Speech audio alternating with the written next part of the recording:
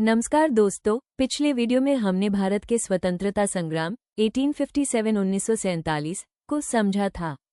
आज के इस पार्ट में हम जानेंगे कि ब्रिटिश सरकार ने कौन कौन सी एडमिनिस्ट्रेटिव और इकोनॉमिक पॉलिसीज लाकर भारत का शोषण किया।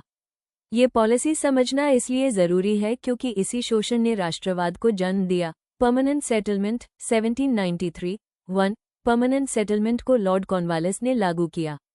इसमें जमींदारों को जमीन का मालिक बना दिया गया, जबकि असल किसान सिर्फ मजदूर बनकर रह गए। जमींदारों पर फिक्स लगान था, लेकिन किसानों से मनमानी वसूली होती थी।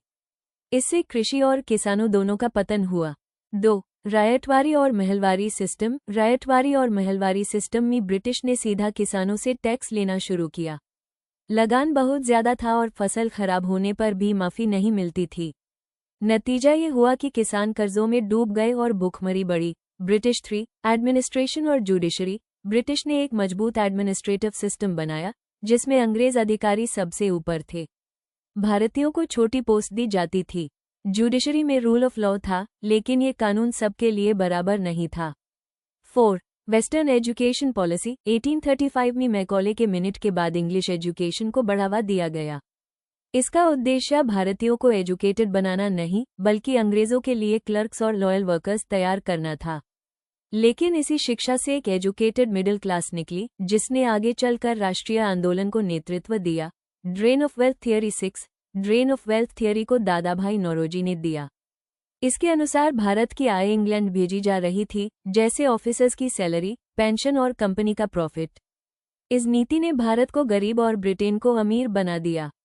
7 डीइंडस्ट्रियलाइजेशन। ब्रिटिश पॉलिसीज के कारण भारतीय हैंडीक्राफ्ट्स बर्बाद हो गए। ब्रिटिश फैक्ट्री के सस्ते माल ने देसी उद्योगों को खत्म कर दिया। हजारों कारीगर बेरोजगार हो गए।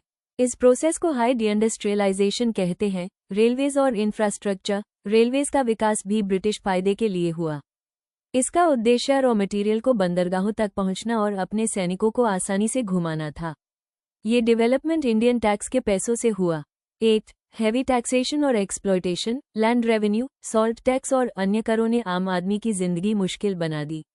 अंग्रेजों का एक ही उद्देश्य था, अधिक से अधिक मुनाफा।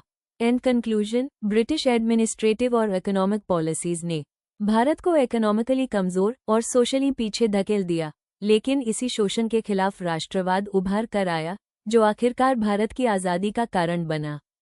अगर आपको ये वीडियो समझ आया हो तो लाइक और शेयर जरूर करें और कमेंट में बताएं कौन सी ब्रिटिश पॉलिसी आपको सबसे ज्यादा अन्यायपूर्ण लगती है।